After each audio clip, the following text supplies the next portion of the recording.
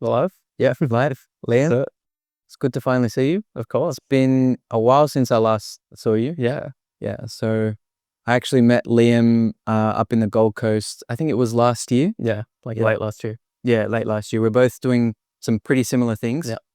So I reached out to Liam. Funnily enough, I don't know if you know this, but when I started the agency about 2 or 3 years ago, I remember thinking, I see a lot of agency owners that are like based in America or based in the UK, but I don't know any that are in Australia. So I actually found you, I think through a YouTube video or something like that. Yeah. I was like, oh wow, this guy's actually in Australia. Yeah. So There's not that many people doing that agency game in Australia. 100%. Way less. I mean, just online business in general, there's a lot less people. Oh, 100%.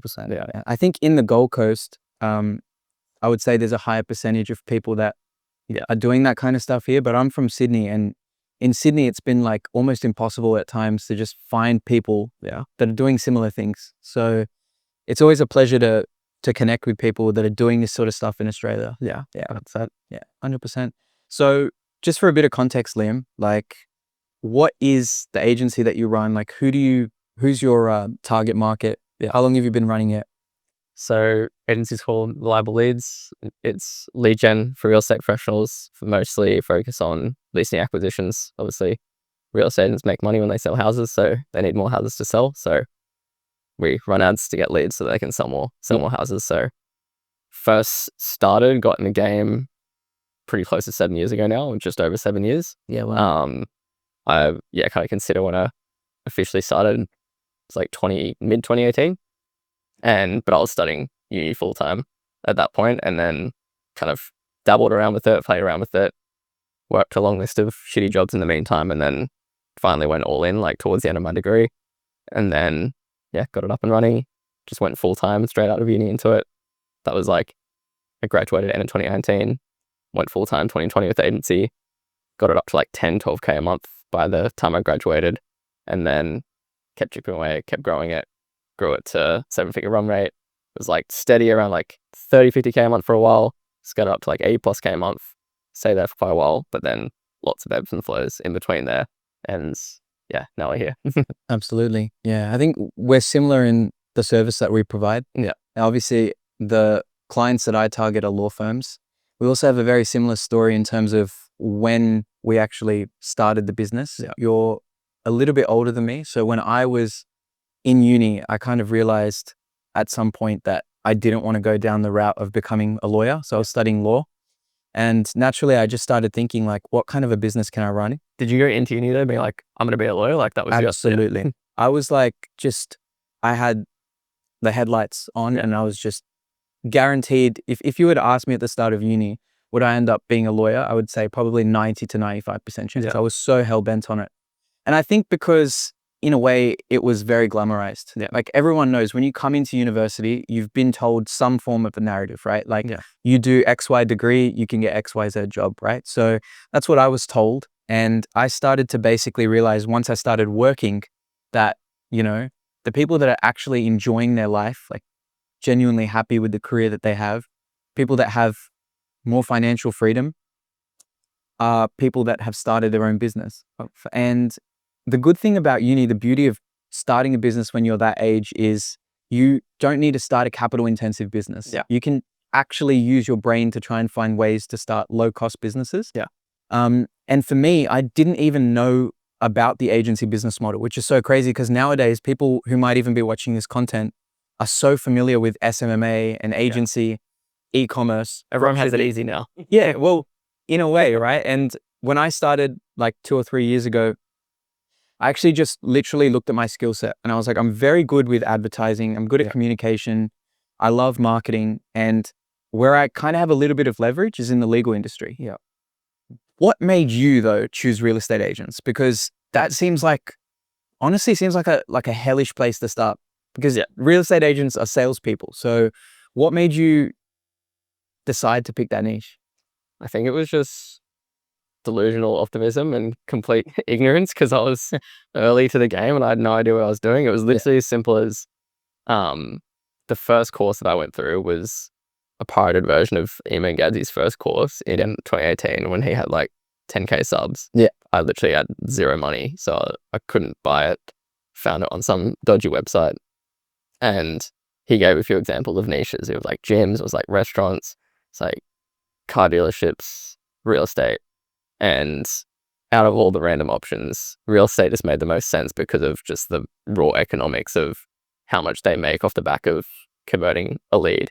And I think like just for my belief in the business model to work, I was like, it didn't make sense to justify like multi 4-figure retainers and actually keeping clients on if you weren't providing massive value as a service. And so it just made sense from a selling point. And I think one of the biggest things that holds most agency owners back is just like the belief and the conviction in the thing that they're selling. Because like when you're first starting out, you haven't got any results. You haven't proven that the system or the service actually works. And then you get imposter syndrome and then you don't push hard with sales and marketing and prospecting. And so I think you need that from the get-go. You need to like buy into the idea of the thing that you're selling. So it was just the thing I was most bought into. I was like, I can get agents leads. They make 15, 20, 30 grand off acquiring a property.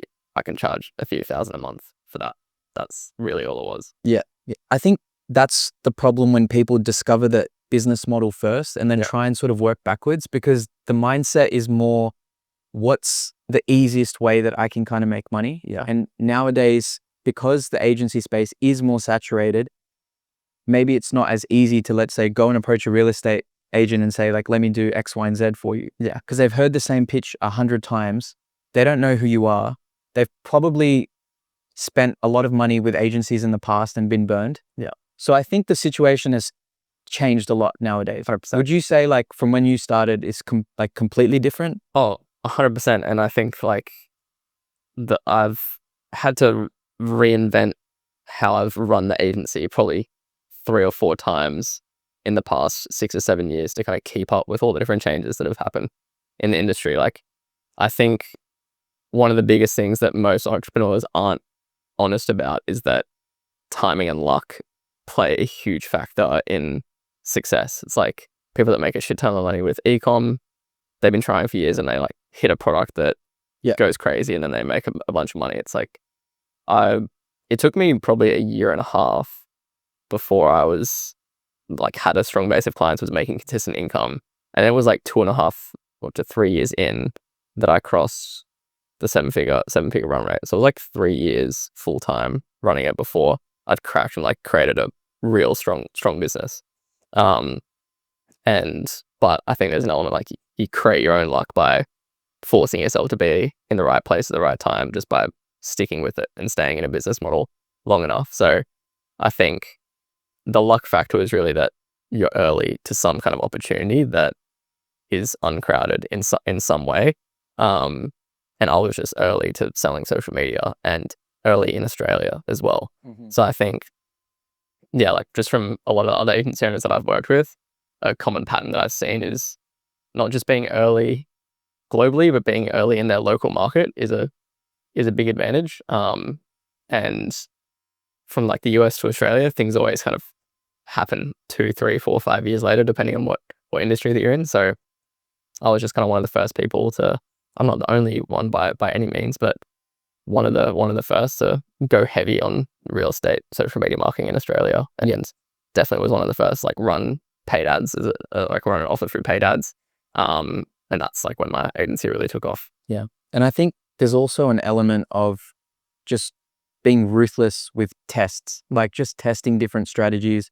You said that it was 1.5 years before you actually were making consistent money. Yeah. And I would say it's very similar to my experience as well. Like even when I had my first like 10K months or whatever, my bill at the end of the month was like 11K. You know what I mean? So, and I don't regret any of that. And I'm very glad that I went through that brutal like 1 to 2 year period, because like you said, so many people will not tell you the honest truth about it. And whether it's in agency, whether it's in coaching, e-commerce, the first few months to the first few years even is going to be a very brutal period of time where you're just going to keep testing different things until you find your own kind of pocket where you have a little bit of a unique advantage. So I think it's not to discourage people and say like, you're not going to make any money, because I've seen other agency owners come in with a brand new offer and they can literally hit 10K within their first month or so. I think, and 10K is like that's not even scratching the surface. That's like everyone thinks like, oh, 10K a month. I think yeah, where we're at now, like 30K a month minimum is where you need to be at to be enjoying any type of lifestyle freedom with inflation, tax, and how much stuff actually costs. I think 10K a month is just like, you can't, like, if you're making 10K a month, you've got bills. You maybe after tax bring home 5K a month, and then it's like it's just a normal amount of money. Yeah, absolutely. And I actually recall when I was going through that really like arduous phase where I'm like, well, I've been sold this dream destination of reaching 10K a month, and now I'm here, but it just feels confusing. Like, I've got all these new clients. I'm not very good at onboarding. I'm not the best with my service delivery. And now I have a whole load of expenses that I have to cover. So I remember being in that position thinking like, almost feeling a bit deceived, like I've been sold a bit of a lie. And I remember watching people's content at that point and just thinking like, how are they doing it? Where is the margin that they generate? Like, what is it about? Either is it their outreach that they figured something out? Is it the service delivery? Like, what is that kind of missing element? And I feel like a lot of agency owners who are just starting or have been going for long enough now that feel that frustration. Like, it's very, very easy to look at someone else and just have no idea how they did it.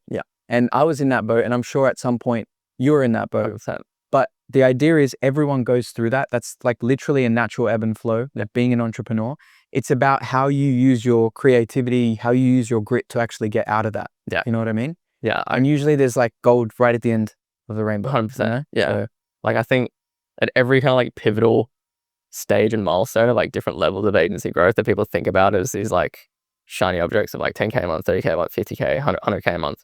There's like these key learnings and strategies and things that you have to figure out and implement and break through to. And so many of these lessons, like, most people have to learn the hard way because there's so much information overload that you don't really internalize something until like you're faced with the pain and the consequences firsthand of like, you've been in a business model for a year and you're still not making the amount of money that you want. You're like, shit, I've got to like, I've actually got to do something different. This isn't working.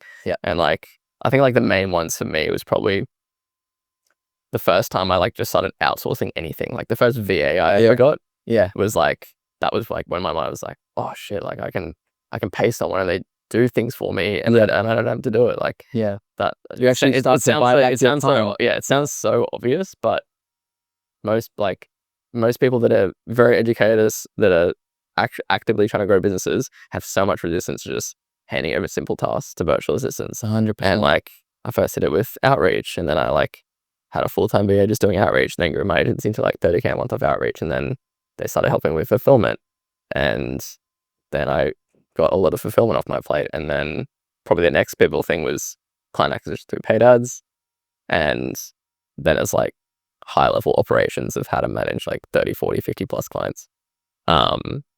Those are really the main things. Like, I haven't grown the biggest agency in the world. I haven't gotten to like 2, 3, 400K a month, but I've had like a lean, highly profitable agency that's served as a great lifestyle business. And I think a lot of people will agree that that's what they want to optimize for anyway. And I think in today's day and age, not everyone wants a business that they can scale and then exit for a crazy multiple. Some people literally just want a business where they get excited to wake up in the morning. It's bringing them enough cash flow to fund their lifestyle, and they're actually contributing in a positive way to society. I think like fundamentally, it's a combination of those three things that motivate people to build these types of businesses. 100%. Yeah. I think it's I remember a Hermosi podcast that I listened to recently where because like for a long time, I kind of clung onto the idea of trying to sell my agency and viewing that as a light at the end of the tunnel to like, oh, like I didn't have clarity on my vision. I didn't know what the next step was. And so I was like, if I just sell the agency, I'll get a big pile of cash and then I can just figure it out. Figure it out later. I won't have any stress of like, what do I do next? But what that kind of can get you in the mindset of is justifying your decisions because I'm going to sell the business at one point, and you're not. The business isn't serving yourself. It's not serving your lifestyle. You're doing things to like reinvest back into the business, but you're not. It ends up being really draining because you're not rewarding yourself along the way. And what Hermosi was saying is that prioritizing pulling as much profit out of the business as possible is actually one of the best things that you can do that would create a sellable business. And apparently, like, people like Charlie Munger and Warren Buffett and some of the biggest investors in the world, one of the main things that they look for is retained profits by the owner as like a clear business metric of the most valuable businesses. Because when you have incentives aligned with businesses where the owners are taking in a huge amount of cash, then that means the business is going to grow well. And so I think if you just prioritize, like, this business exists to serve me, like, this business exists to put as much cash in my pocket as possible, then by default, you're going to have a fast track to creating a better business. Because, like, that's why business exists in the first place. Like, we're here to make money. We put cash in our pocket. Yep. But people, I don't know, it's so easy to get caught up in mental games of justifying why you're doing things and not 100%. not getting the cash in the door. Yeah, I think that's a really, really interesting way to look at it. And I almost think that being a little bit selfish in a way when it comes to the decisions that you make in your business somehow weirdly ends up benefiting the actual business itself. And I remember a very pivotal point of time where I was just cold calling law firms, and I hired like a full-time cold caller. I remember, and it took me ages to find a guy that had like somewhat of like an international Australian-ish accent. And I was like, okay, this guy's perfect. Like, now is the time where the floodgates are going to open and I'm going to generate so many booked meetings. And I remember how arduous that process was of like training him, then also jumping on the phones myself, doing all this cold outreach.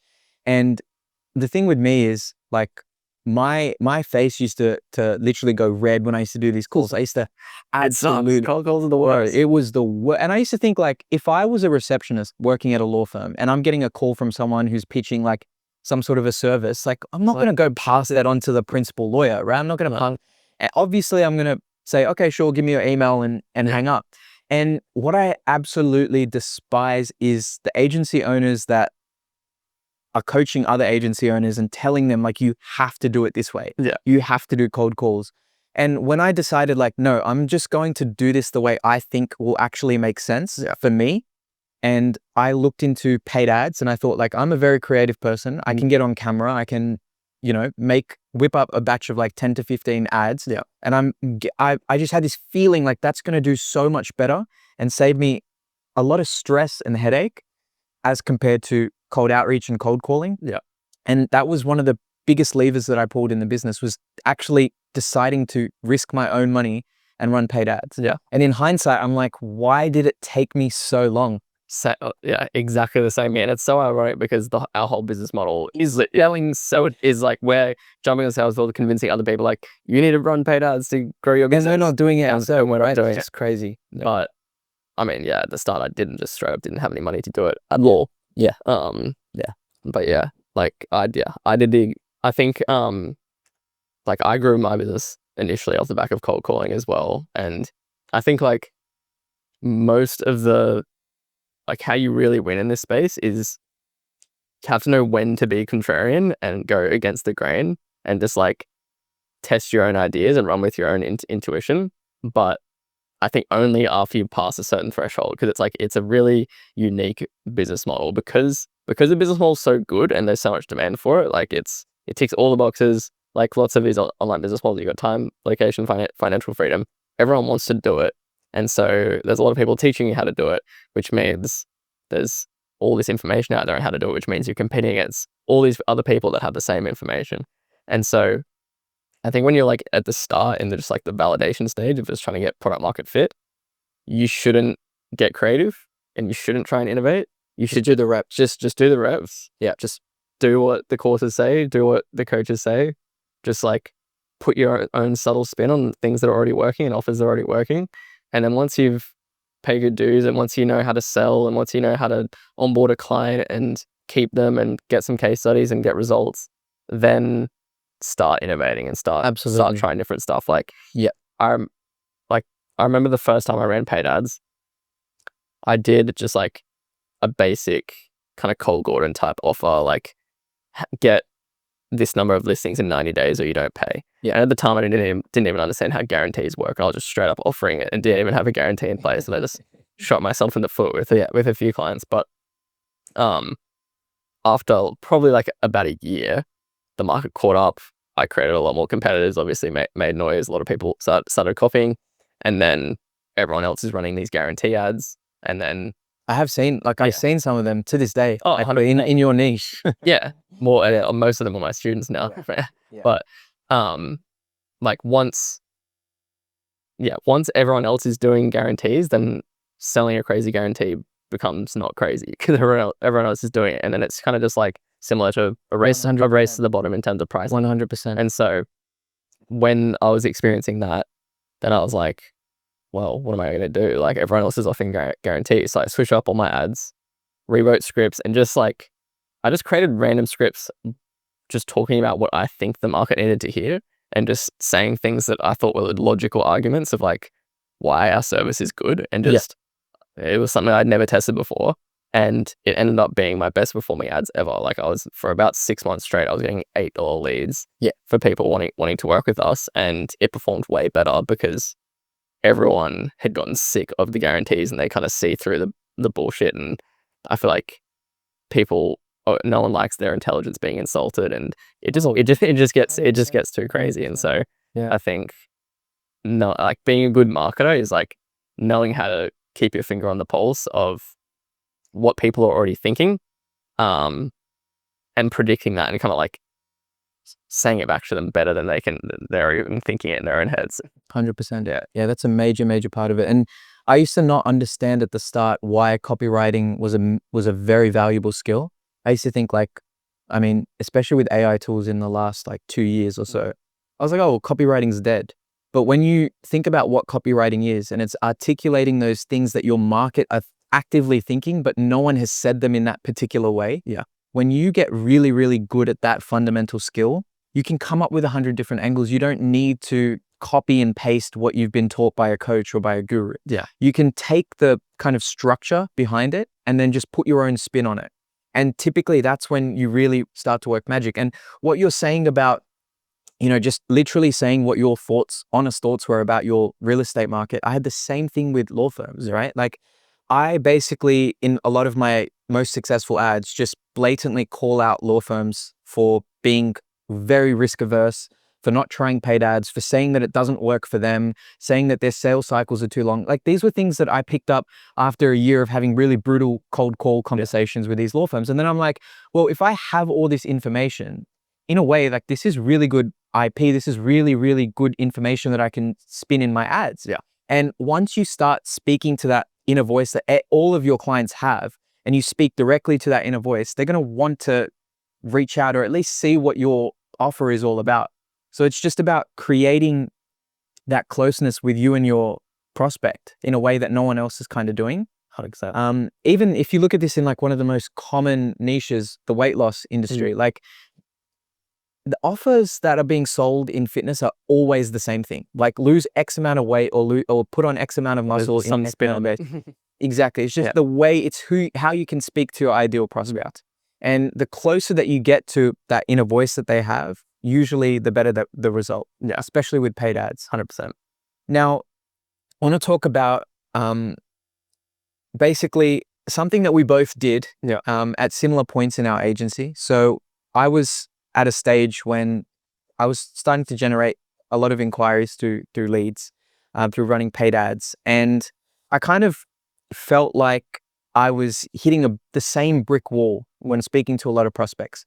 I even brought on salespeople because I thought, like, maybe I'm not doing this the best way possible. Yeah. So I was generating all these leads, I was getting on these sales calls, and I was getting hit with the same objections. Yeah.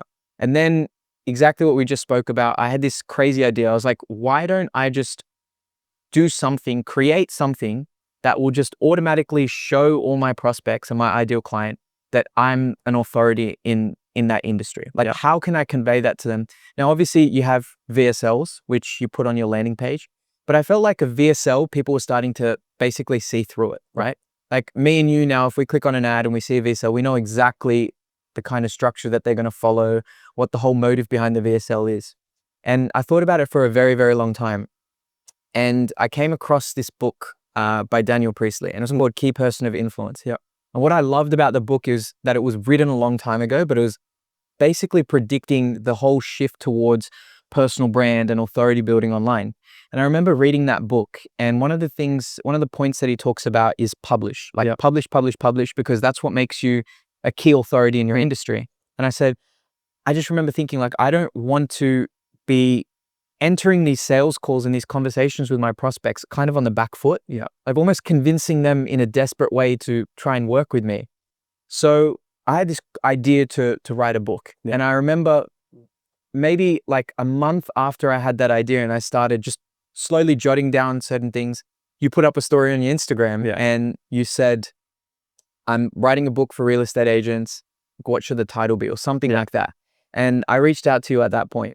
So I just want to know, where were you at that point in your agency? What led you to deciding to write that book?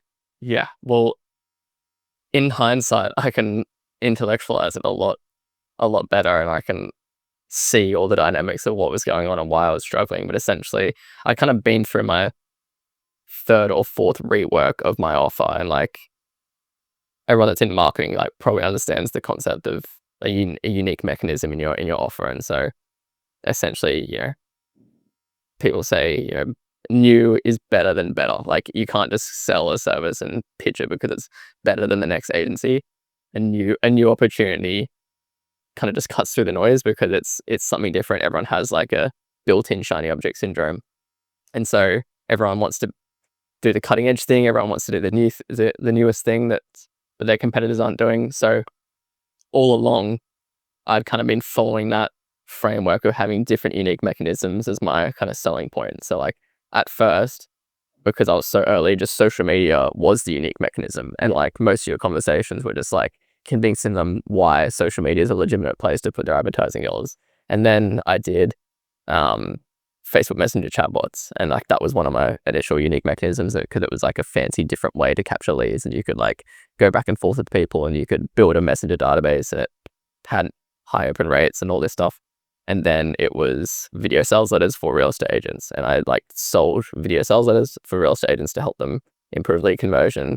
Then I did like an AI unique mechanism and sold like AI appointment setting chatbots. So like every unique mechanism kind of needs to have a logical narrative that solves the problems and the pain points that the market's experiencing with like the existing solutions. So I kind of been through so many motions of doing that. I'd kind of like stacked all the strategies that I knew with a paid ads funnel to get clients, and I was still facing so much resistance for getting clients. It was like working okay, but not consistent enough. Like I had a really short life cycle of how well our ads would perform. They'd get saturated really, really quickly. Very quick, yeah. And it was just obvious that the competition was really high.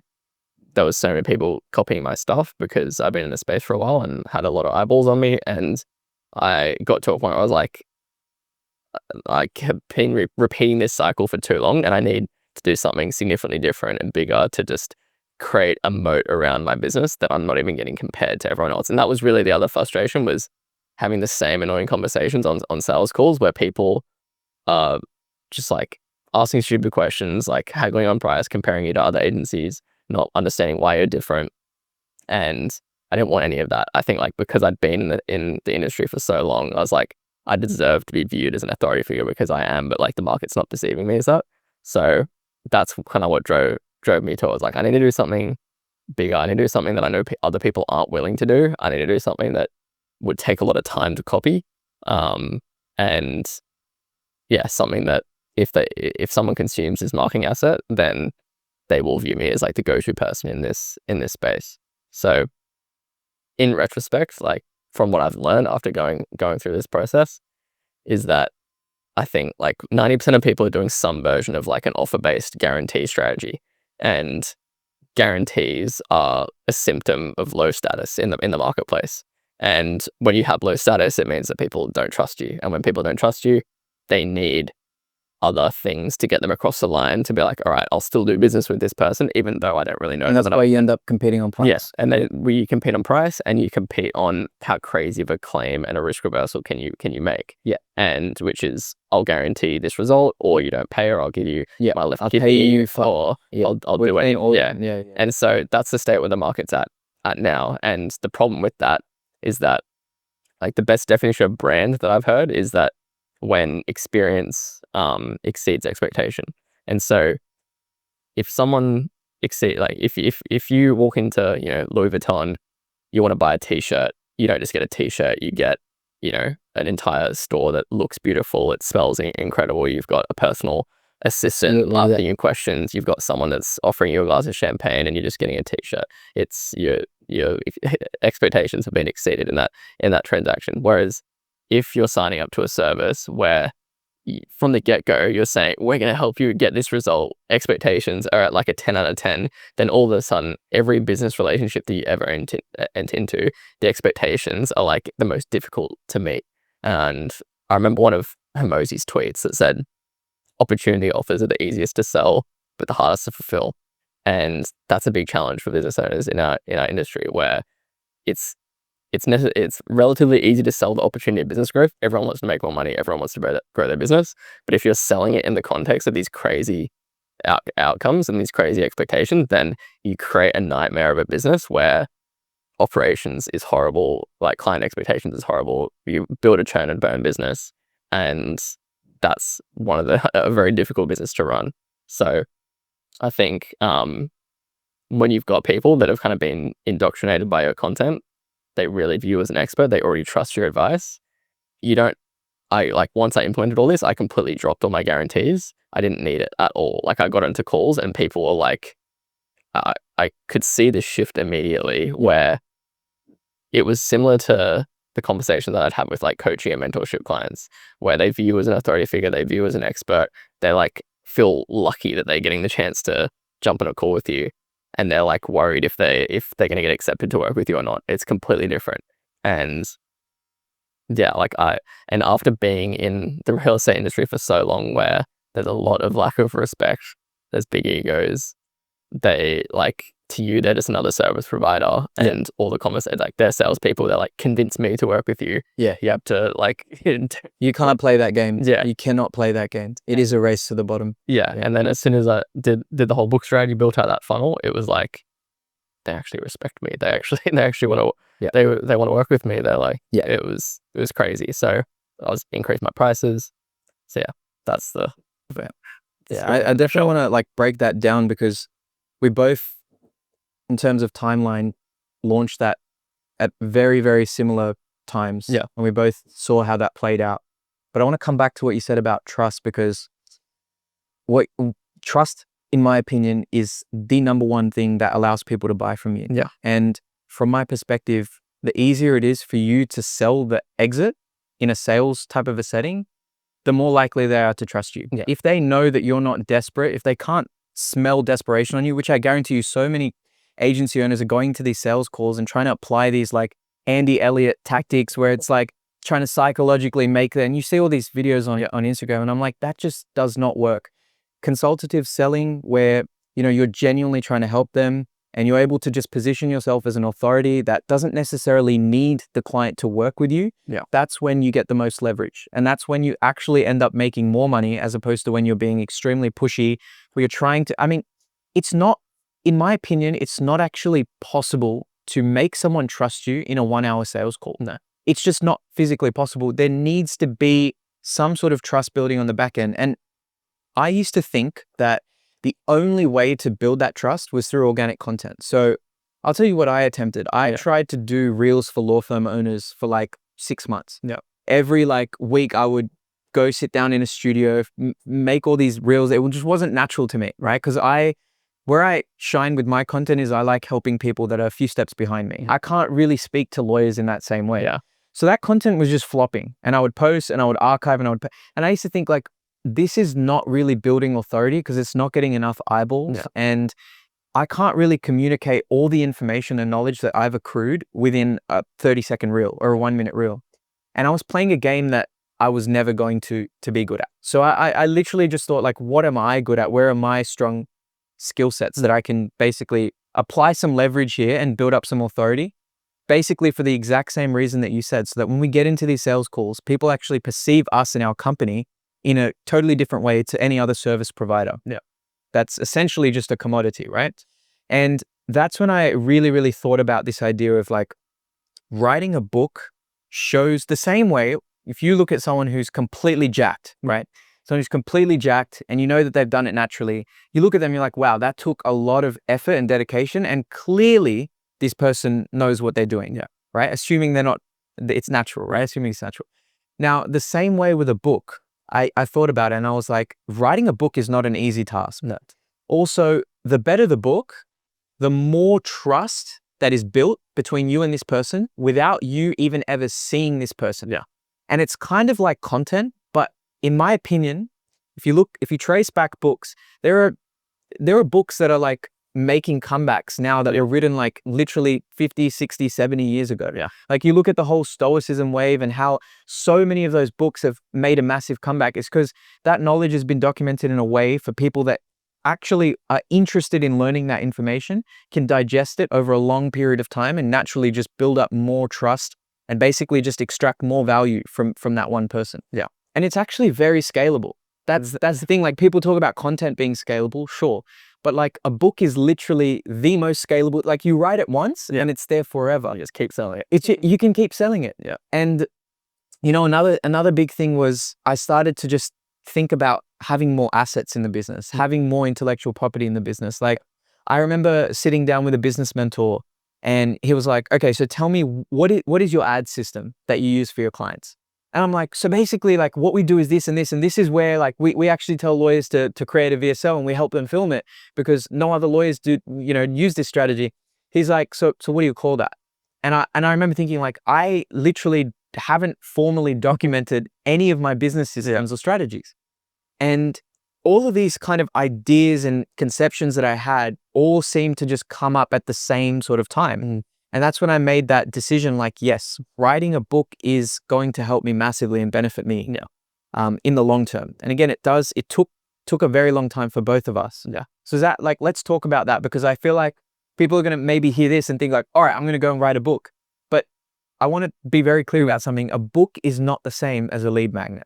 Hello. Like not at all, because everyone runs lead magnets on ads. Like download this ebook for 15 tips or whatever it might be. And it's like a shitty, like 6-page. This is like an actual book PDF. Like something that you'd like, you would not want you wouldn't want to give it away for free because you know how much value is in that thing. Yeah. You're like, I think, like an opinion that I have on lead magnets, which I think is like a bit against the grain, is that, people like Kamosi, people like Gary Vee say like, just give everything away for free, give value, and the universe will just magically reward you. I think that's completely wrong because people only value free stuff dependent on who it's coming from. So it's like someone like Gary Vee or someone like Kamosi, people care when they give stuff away for free because he's worth a couple $100 million. Yeah. And he's already sold a business for $40 million, done another like multi 8-figure, 9-figures or whatever. And so, but if you don't have a big personal brand, if you don't have some crazy existing success story behind you, then no one can give two shits if you give something away for free. Maybe like a few people here and there, but if you're trying to grow like a multi-7-figure business, then it's not going to happen. Yeah. So I think another key reason why the book or like creating these other marketing assets works well and charging for them is because you have to, like, sales process and like marketing process consumption is one of the biggest bottlenecks that shows up in more sophisticated markets. And so like if you read books like Breakthrough Advertising by Eugene Schwartz, talk about the stages of market sophistication where essentially your market just becomes more and more aware of the things that you're selling and how you're selling it. Yeah. And so it's why, like, if you walk into a clothing store, which is like kind of another good comparison between like Louis Vuitton or walking in anywhere else. If you walk in somewhere and they say, "Oh, are you looking for anything?" You're just like, "No, just like, just leave me alone. Like, I just 100%. I just want to look." It's like literally knee-jerk reaction. It's instant resistance just because you don't want to be sold to. Yeah.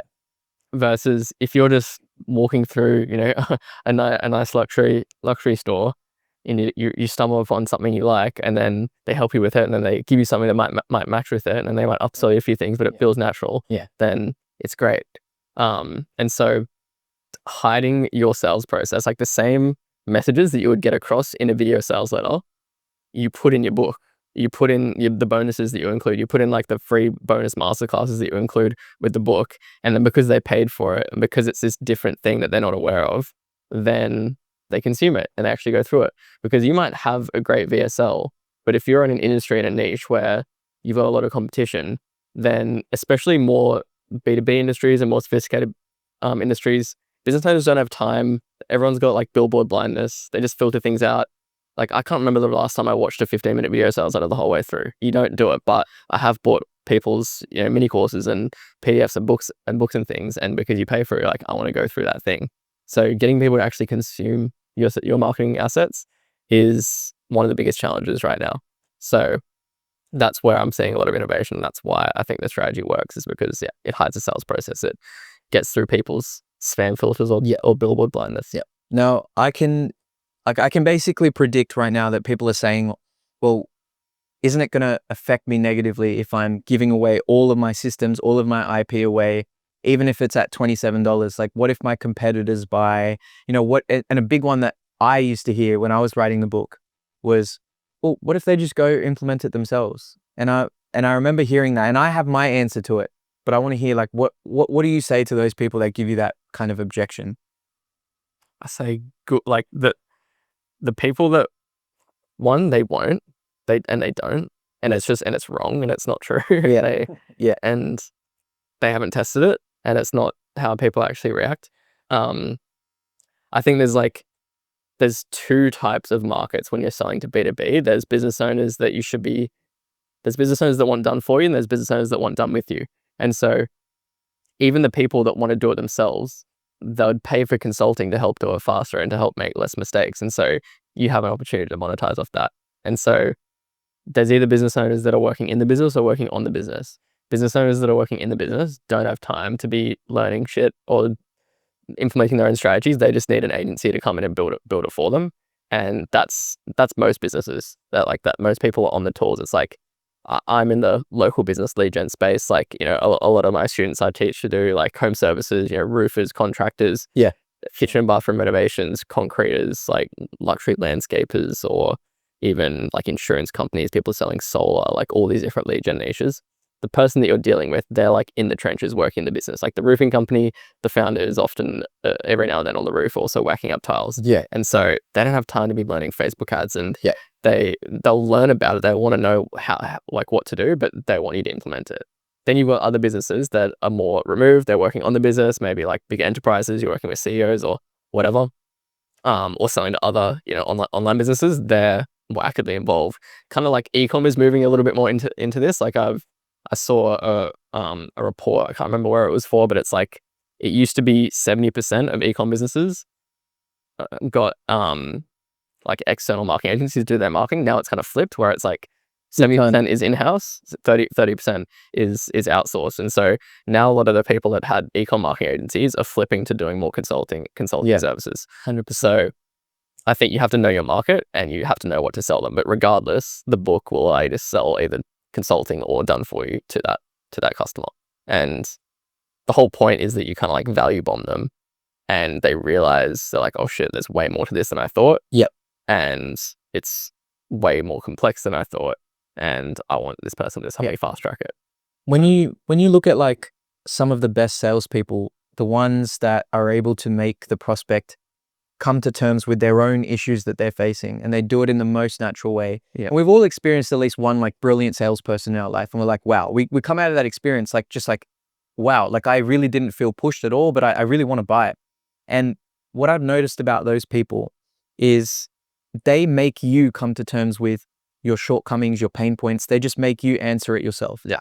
And what you said there about, they realize how much harder it is to actually implement these systems in their business, or they realize perhaps they don't have enough time. Yeah. Or they realize like they're going to spend way too much money trying to experiment with all these things at the start, and they rather just get the best strategy that works. Yeah. They're going to come to that on their own terms when you put all of that information in a book. I guarantee you, maybe less than 1% of people are going to really sit down, copy your systems, like exactly how you've structured them, do exactly what you tell them, and then walk away with something that just works brilliantly within their own business. Yeah. At some point, they're going to need help, right? It's like those massive YouTube tutorials that we all watch, right? We watch them, and then we're like, oh, this still doesn't make sense to me. Like, I'm still not getting it. And you try and skip through. That's just human nature. I think at the end of the day, the people that you want to actually buy from you are the ones that know and recognize that at some point they're going to need help. Yeah. I would even argue the fact that people who are like that, who just want complete control, don't actually even want to be working with an agency. And we've all had those really, really shitty clients who come on board. You have to convince them to pay the initial like 2K or 1K or whatever it is. And then every step of the way during onboarding, they're literally up your ass, basically saying like, no, this should be done this way, or why did you use this font, or what, or all sorts of crazy stuff. And honestly, it filters out those clients as well. Yeah. Because they're the ones that are going to download the book and think that that's literally all they need. Yeah. So in a way, it kind of does that filtering process as well, and it gets rid of those people. Yeah. I think like a big blind spot that I had was that it sounds so obvious, but you don't realize that there's obviously lots of different people out there. Like when you're running like a book or call funnel, you're only selling to the people that make quick decisions, and you're only selling to people that are like at the furthest end of the decision making process of like they've got a very strong amount of pain, they need to solve this problem right now. And that's such a small percentage of the market. Whereas most people require a lot more information to make nurturing. Even most people aren't even problem aware. That's the crazy thing. Exactly. Like, how many times have you been on a sales call and like maybe not even you or your team's been on a sales call, and you realize like maybe halfway through that the prospect doesn't even actually know about the service that you're selling. Yeah. That's been a crazy realization for me. When I was doing my sales calls myself, I realized that a lot of law firm owners like didn't actually understand what paid ads were. And I'm like, wow, like I'm thinking that this person is going to make a sale, like they're going to commit at the end of this call. But in reality, I've actually just had to pivot halfway through this call and explain to them what paid ads are. Yeah. And I remember thinking like, this is not the right way to do it, which is why I think targeting all of those middle to top funnel, people that aren't necessarily problem aware, people that are information gathering, still trying to educate themselves, having something that caters to them, because once you give them value when they're in that point of their business, when they're in that life cycle, once they are ready to actually work one-on-one and pay that big money for consulting services or done for you services, who are they going to come to? They're going to come to you. Yeah. Like it makes sense for them to come to you, right? So yeah, that's a massive part of it. Now, for anyone that like is deciding, okay, it makes sense why I should write a book, why I should invest all this time doing it. First of all, I want to ask you, in your opinion, was it harder than you expected to actually do the writing? Yes. I'm like writing my second book right now, so streamline the process a lot, and I'd be able to tell someone how to do it a lot easier. But I think a advantage that I had going into it, which is something I probably recommend other people doing, is I'd already been in the trenches creating courses for a while. So like I'd been doing coaching and mentorship on the side while running my agency, and so that itself is a big learning curve, going through the motions of making modules for a course, of like consolidating your information and making slides and talking for 30 to 40 minutes to an hour on camera about some random thing. And so I'd already done a bit of that for real estate agents. Like we created like a client university for our marketing agency clients, and like as an onboarding thing? Yeah, just as like an onboarding thing and just like a client training program. And we'd make it a condition of a guarantee that they go through it, and just teach them like, this is the appointment setting script, this is like your pipeline management basics, this is your daily prospecting workflow, this is like how to win while working with us, and just setting expectations. And then I created some other mini courses as well. And so I already had this kind of base of course content, and I was able to repurpose a lot of that content and just format it into written content. And so if this was like 3, 4, 5 years ago, it would have been much more difficult. But where I started was like, just plan out the chapters, look at all the chapters that I already had content created on, and then I would export the transcripts from modules and videos that I'd already created on those topics, plug that into ChatGPT, give it a base prompt, and then it would spit out formatted content based on, because then it's still my original content, it's just like formatting it in putting it together. Yeah, it's just putting it together. And so I've got this like big transcript of this topic, turn that into a chapter, add to it, refine it, edit it, put my own spin on it, and that has worked really, really well. So I would say yes, it's very difficult, especially if you haven't started content creation, if you haven't made any course content or anything like that. Or if you've never even written before, like it's not an easy thing to just write. Like becoming a writer is not a simple thing. And I'm very, very fortunate that was one of my passions, was writing. So like before I even got into all of this stuff, like I knew a long time ago that I wanted to write a book at some point. And I'm a very creative person as well. And one of the things that was like tough for me to realize was me having this identity of being a writer, someone that enjoys writing, someone that's creative. Like it's not easy. And nowadays as well, I feel like when you read content and you can immediately tell it's AI generated, it's really off-putting. Like it almost makes me want to stop reading. Like straight away when I know something's written by ChatGPT, right? See like the long hyphen and you see certain like wording. Do you know what I mean? Which is why I feel like it's actually an even better opportunity for people now that there is a bit of tiredness in the market of this mass-produced AI-generated content, to actually know how to not only prompt engineer well, but then also to do the refinement and the editing. Now, I'm quite fortunate because we had a part-time content writer at the agency who was doing a lot of SEO articles and stuff for clients, and she was brilliant. So she was a massive, massive help. And one of the best points of feedback that I've received about my book is it's actually really enjoyable to read. So that's something that I realized actually benefited me a lot. And the book, fortunately, actually became a bestseller on Amazon as well. And I hand it to clients, and it's just really cool to just be able to give to prospects, clients, whoever. And yeah, I feel so great about the fact that I did the hard yards and I actually took time to write it properly, and I didn't just try and mass prompt this book that was just mostly AI generated. And if we go one step back, even just being able to have your own systems to actually prompt the AI is so critical. It's like a massive part of it, because you can't just tell it to create a system around paid advertising for real estate agents. Like it's going to spew out the most generic, like rubbish. You need to have the expertise to begin with. Exactly. You need to have gone through some sort of pain yourself to actually know what strategies work in terms of service delivery. And then that's the stuff that you feed the AI. And another massive part about this is like packaging your systems, like having names for them, right? Like that's such a big thing. Like what I was saying when we started this conversation about when my business mentor confronted me, I'm like, I don't actually have names for any of these systems, which is so important. Because you need to be able to explain basically in one line what that system actually helps you achieve. It's so critical. Like even as I've been going through writing this next book, it's just the process of writing it has like made me relearn all of the stuff that I've learned after being in business for this long. And I can already tell that it's made me know my stuff even better, which has helped me with script writing for my ads, with like content that I'm creating, with what I'm talking about in coaching calls. And like, oh yeah, I just talked about that in chapter 8, and I can just like pull up a document and it's like everything there, and like, oh my god, this is great. So I think it uplifts all of the content that you create as well once you kind of condense everything into a book. And you've seen like every single big player in the space that you see, they've got a book.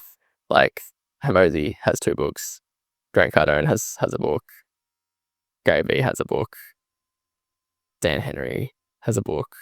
Like all these people have books. And when you've got like such a huge base of content, you've got like endless ideas and inspiration of things to talk about in like short form content, in YouTube videos, in models to make for your students or clients. So I think that's like a huge benefit of it as well. But I think like a big caveat is that it's not a beginner strategy at all. Like no beginner should be doing it. I fully agree. Like I would say you have to have been in the game for at least a couple of years, like have done at least like high 6 figures, or more likely seven figures a year, and then it'll work, because you've obviously already got the expertise. It's something that you can't fake, and that's also the reason why it makes you an authority within your industry, is because it's not easy to fake. Like you can't create and produce a book that's genuinely valuable that you can sell for like a decent enough price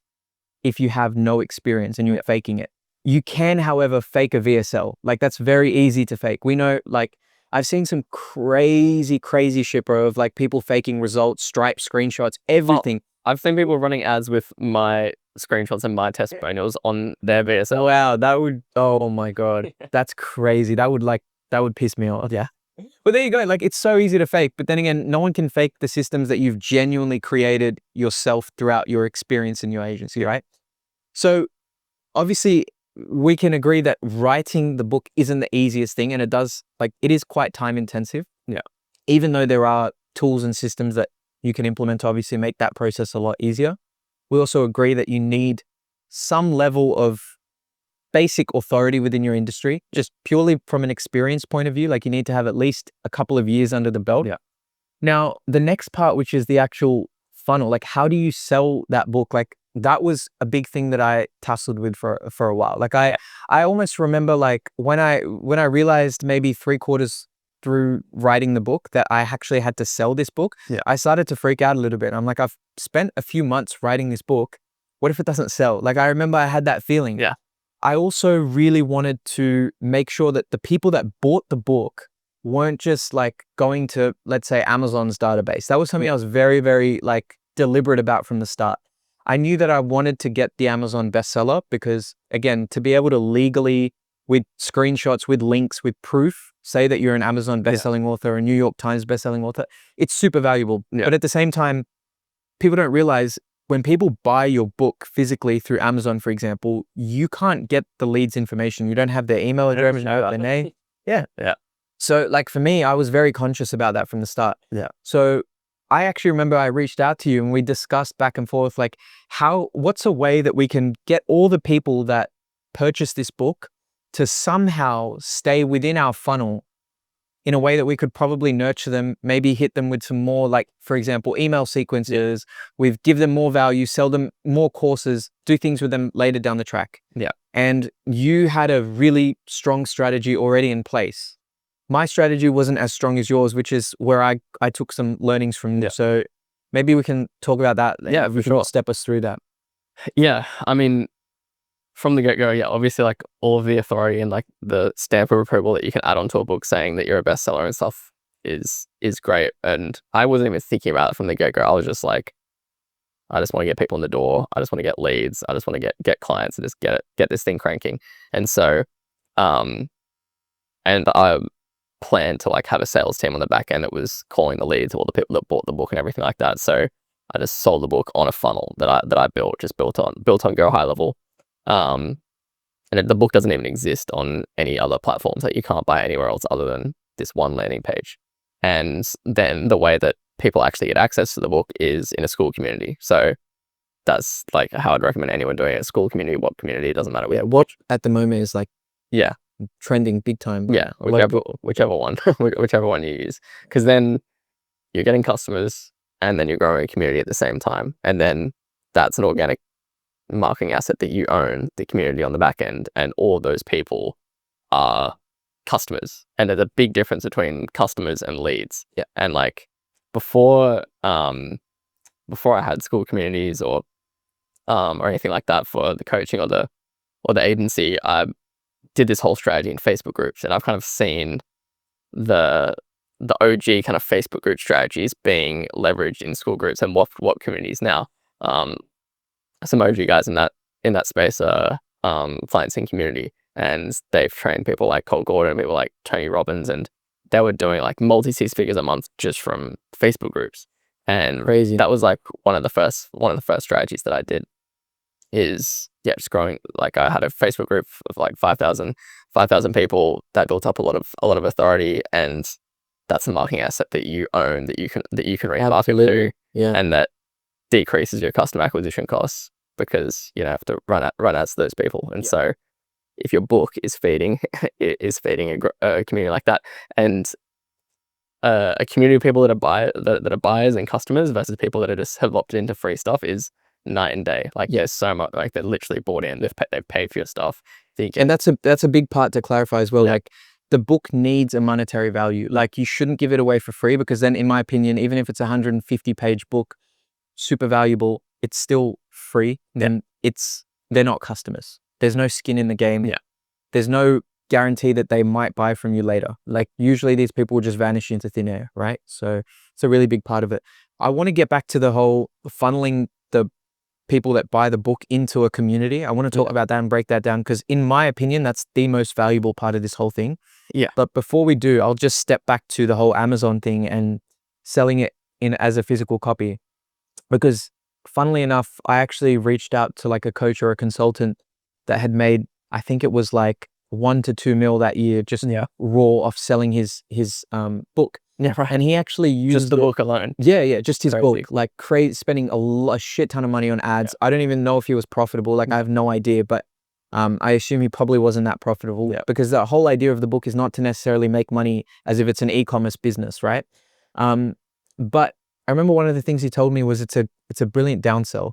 Is if someone's not buying straight off the funnel, if someone doesn't want to buy the ebook, again, because there is a little bit of resistance to buying online digital products still. People like to sometimes like think it through a little bit, because they're like, oh, okay, what if it's shit? What if it ends up being like a 6-page PDF or whatever. So when you actually try and exit the funnel, that's when it pushes you to Amazon. Some people just like the idea of having that physical book. So that's one thing that it was really valuable for. The second thing was literally, like I said before, just being able to use that authority stamp of having a best-selling book. And there's a whole strategy behind that too, which we've discussed off camera, of how you can actually get that bestseller status and why that's so valuable. And like that, now in my agency and consulting ads, we rinse that. And that's something, again, that like separates us from other people, because it's actively still a bestseller in some categories. So yeah, I just wanted to just be really clear on that, so people understand, like, yes, there's a physical component to selling the book, like physical copies. That's immensely valuable. But where the real value is generated is, and what I want to talk about now, is how you can create a community off the back end. Right now, as we speak, I know you have a couple of hundred people in that community that are active buyers, clients of yours. And I've just managed to take the law firm community to about 1,000 members. And I want to talk about, first of all, what that's done for both of us. So like, why don't you share first? So my group, like I grew up from 0 to about, it's like just under 500 people right now. And so like before I knew about the strategy, I look at a community that has 500 people and I'm like, that group's making no money. Like that's a tiny audience. But in the first probably, I don't know, 3 months, easily would have done 200K in revenue of converted sales off the back of that, and just like new client revenue acquired, which is crazy. And it was crazy. It was more just like how much less resistance there was to get those sales than before. And one, like, it wasn't just like I built this thing and turned it on and it just started working overnight at all. The next biggest bottleneck to solve was how you ascend and convert people on the back end after they've bought. And so I remember that problem. Because it's not easy. No, like how you structure your community, how you deliver the content, how you place different call to actions throughout your community to scheduling calls, or how you like structure your intro video and like set expectations and like kind of tee up that your main thing exists. Like the email drips on the back end, like all this stuff. There's a lot of stuff that goes on behind the scenes to actually make sure people get ascended. Like the book is just getting people in the door, and then you still have to convert them on the back end. And then also as well, it's not, you don't just do a book, you do upsells as well. So like when I was doing it, I had like an $8 ebook, then it was an $11 audiobook, and then I had a $227 course, same as me. an upsell on the back end. And that would, I sold a lot of the mini courses as well, and a lot of those people were the ones that went on to pay for the done for you. So like the main strategy is competing on economics, like liquidating more of your ad spend. Whoever can afford to spend the most to acquire the customer will, and if you can outspend other agencies, then you're going to gain more market share. So that's what I like the idea of the whole strategy as well. It's like you've got a lot more skin in the game, and it's a lot more risky to spend $1,000 a day on ads if you're only able to liquidate that with like a closed retained client. Exactly. Whereas I would have weeks where I would be profitable, like, and it wasn't profitable overall. So I probably liquidated like 60 to 70% of ad spend. So if you're doing that, then spending $1,000 a day is like spending $300 a day, which is a game changer, because you're getting $1,000 a day worth of eyeballs on your business for $300 a day, which is a huge discount, which means you can massive discount and better result at the end of the day because they've purchased from you. Yeah. And like that, having that upsell that liquidates ad spend is like such a critical part of this whole funnel and this whole strategy, because I remember I launched it without that. And I remember just feeling like, oh, wow, like my numbers don't look right. Like I'm not profitable at all. And it's going to be a while till I could probably scale this up to the point where it's profitable. The other element of this, which we haven't touched on, is the actual creatives and the creative testing. That was a massive learning curve for me. And you have to learn quick, because obviously you're spending a few $100s to $1,000 per day on ads. And you almost don't have the leeway to be able to just spend like months testing. You kind of have to know what's going to convert straight off the bat. Which we were very fortunate with, because we were able to share like what was working and what didn't work and give each other sort of ideas. One of the big levers that I pulled was getting the physical copy of the book in my hands for the creative. Like the minute I did that, I was able to do better videos. I handed the book off to like UGC creators who were able to like do testimonials with the actual book in their hand. That was like a massive lever, but then that stopped working. Then video got way too expensive, and then my statics were like performing like crazy. So there was a lot of trial and error in the whole creative testing part of things. And we're very fortunate that we were able to sort of shortcut that in a way. But what would your advice be to anyone that's thinking of launching that sort of a funnel? I think the most people that are going to be launching it have already done paid ads before. And so, in general, the formula of like what goes into a good ad with any other type of funnel structure of a book a call funnel or something similar. So the main thing that's different is that you're trying to get people to buy something versus just booking a call. So, the ads that worked really well for me was like what I first started doing was just like still image digital product mockups. And I had like the price of the book on the ad, and that worked well for a bit because people were very aware of what the price was because it was on the ad. But then that died off after about a month because the algorithm chewed through the market of people that were just ready buyers. And then I had to remove that. When I removed it, conversions went down, but it got like cheaper clicks, and I just had to do a lot of experimentation. So, I mean, my general formula for coming up with winning creatives without too much testing and wasting money is like, don't look for competitors, look for other companies that are doing a similar model in a completely different industry so that you can model their creative formats. And because you're changing it over to your industry, it becomes completely different. And so you can model the framework of like the creative execution of an ad or the cadence of the scripting and just change it to your offer, and then you're already like 80% of the way there of something that's already working in a different industry, and that saved a huge amount of time and money, and then you just put your own spin on it. So that's what I did, and it worked. I didn't have to do an insane amount of creative testing to get it working profitably. I on the other hand like went a bit crazy with the creative testing. And I almost probably didn't test for long enough, like what I'm used to. But in saying that, in hindsight, like I'm glad, because it gave me a lot of ideas for like my actual consultancy ads and things like that. So I'm grateful for it. Another thing that I want to speak about is like the idea that when you adopt this whole, like, let's call it an authority funnel, for example, when you actually adopt this into your business, you suddenly need to speak to way less people. And you said, you used to look at like a community with 500 members, you'd be like, that's nothing. But now, to me, having this community of 1,000 law firm owners, it keeps compounding. And no matter how small it might seem to another law firm owner who then joins and sees, oh wow, there's like 1,000 of my equals or my peers that are in this community. You don't need to sell anything at that point. Like they already see, okay, there's 999 more lawyers in this group, so therefore it must be legit. Like that whole friction that was there on initial sales calls is now suddenly gone, and it's just a small number that you need to do that.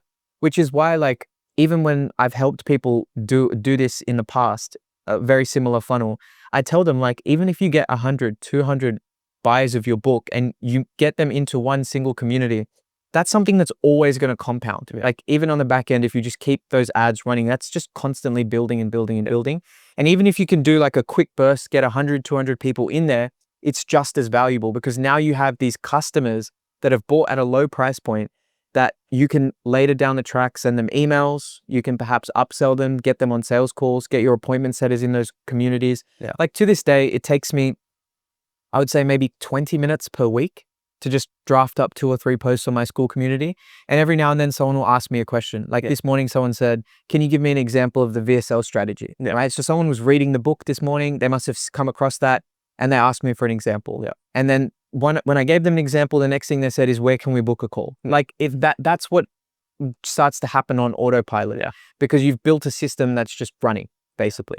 So I absolutely love that whole side of things. Like that's a massive advantage with this whole system. Yeah.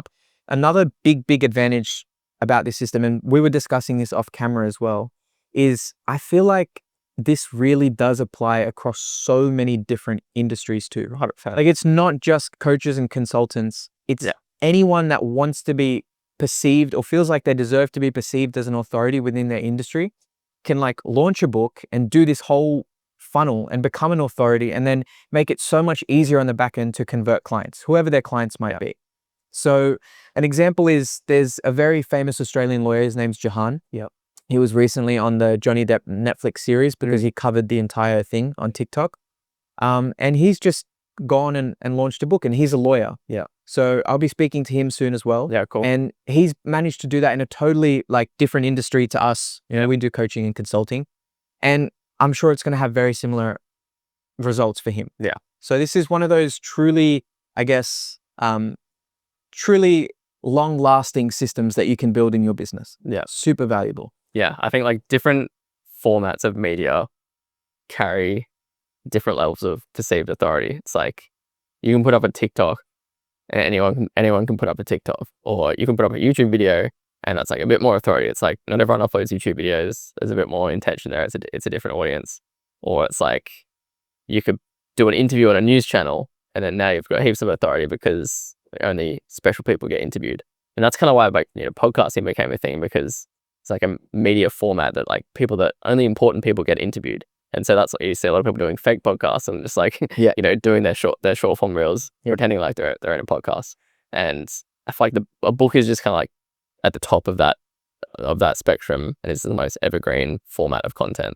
And it carries a lot of perceived authority. It's like you can have the same advice, the same information, say the same things on a TikTok or a YouTube video or a reel, or you could say it in a book, and it carries so much more impact. What's that saying? The medium is the message. Yeah, that's true. It's exactly what it is. The more friction and the tougher it was for you to produce that form of content, usually the more valuable the eyeballs that you get on that content. Like it makes total sense. People that are readers are not the same as people that just consume TikTok and Reels. And they're not the same as people that watch YouTube videos, and they're not the same as people that listen to podcasts. So like just being deliberate and knowing that, okay, if I'm creating a book, I'm going to get the leverage of being able to only communicate to the people that are going to ultimately buy, or the people that actually care about what I have to say, just gives you a whole different brand of authority, in my opinion. So, yeah. I think like a good hidden benefit that I didn't think of when I launched the book is that I think, like we were talking about how trust is one of the biggest things that everyone has to win to grow a business. It's very difficult to create social proof when the only way that you can get social proof from your clients is fulfilling a multi-4-figure retainer for months on end and then achieving like a significant business growth outcome. And I know it's like one of the biggest things that agency owners struggle with. It's like I hear Hormozi say things like anyone can copy your offer, but like no one can copy your proof. And that makes sense on paper, but like getting the proof is difficult, especially when you're selling these big outcomes and people don't want to give you testimonials unless you've gotten a great result. And so it can take a long time to build up the social proof that you can use to bake into your marketing assets that make your ads work, that make it easier to sell. Whereas if you're selling something that's cheap, that gets a lot of people in the door, that doesn't have gigantic expectations associated with it, then you've just like manufactured hundreds of opportunities to create testimonials and social proof that have an equivalent effect as a testimonial from someone that's worked with your marketing agency. And so if like I got my first 100 sales of the book or whatever, and then I hosted a free training in my school community, and then I said, everyone that wants access to the replay of this training, just use this link to give us some quick feedback. Tell me what you've loved about the book. Tell me what you've loved about being a member of the community. It's ticket access to the replay. And I got like 15 testimonials in a day. And how difficult would that be to generate in an agency? Like, I don't think I'd ever gotten 15 testimonials in a year prior to that. Yeah. And that's one of my... Well, I mean, like, some of our clients, like most of our big clients, we have NDAs. So like we literally cannot get testimonials. Yeah. And you're so right about this, because how many times do you read something in a book or listen to something on a podcast and you're like, wow, that's just changed the whole way that I think. Yeah. And all of a sudden you feel indebted to this person that gave you this information, right? So that feeling there is what generates such good rapport with you and that person. Yeah. That's how you get testimonials and how you like almost fast track the social proof side of things. Yeah. And then that goes back into your marketing and just basically feeds the whole loop, right? So it's like, it just compounds and compounds. And that's the biggest, like, just speaking more broadly about business, the biggest thing that I've realized is anything that compounds gives you leverage. Yeah. Like anything that's just building is giving you leverage. Yeah. Because as time passes, you're now in a much different position to someone who's just starting yesterday. Yeah. And that's like the biggest thing. I'm just almost exclusively nowadays trying to just not do things that everyone else can do. Yeah. Like I always ask myself, can a beginner just replicate this one-to-one? The answer is yes. I'm going to try and take a totally different approach. Yeah. Yeah, 100%. And that's like the basic psychology of it. Literally. Right? Yeah. And if all you're doing is just like a basic VSL book a call funnel, then, you know, a couple years later, you've got nothing to show for it other than I think it's dead, man. a CRM with a bunch of leads that forgot about you. Whereas if you're feeding them into a community, if you're feeding them these marketing assets and digital products, then all those people are there to stay. They know, like, and trust you, and you can remarket to them. So, yeah. And I think once you publish once you put that initial content out into the marketplace, you just get more opportunities naturally. Like I now have been asked to like speak at a conference, for example, for lawyers, because that gives me kind of like, lets me put my foot in the door. Even with more general PR, like getting articles like Business Insider articles and just articles in the legal industry or whichever respective industry that you're in, you're able to do that a lot easier when you have something like a book as an asset, right? So especially if you know how to get it to that bestseller status, which is why I think like there's so many, like you said, hidden benefits that come with doing something like this. But at the end of the day, it just all comes down to the mindset of, are you willing to invest in something that's a little bit more long-term, right? And again, when we say long-term, now that we've got the systems in place, it's not even that long-term. If you know exactly what you're doing, you can execute on this much quicker than, let's say, we did, for example. But are you willing to invest in something that's more of an asset rather than something that might bring in like temporary quick cash flow, but then you're building a business that you ultimately struggle with every single day and that you hate? Like, make that decision early on and you'll see the two different paths that you can walk with this whole agency business model. Yeah. Couldn't agree more. Yeah. Cool. Should we leave it there? I think so, yeah. Beautiful. I think we covered pretty much everything. Yeah. It was great chatting to you, and hopefully next time in Sydney. Absolutely, yeah. We'll definitely have to come down to Sydney. Beautiful. Thank you so much, bro. Your time, man. Cool.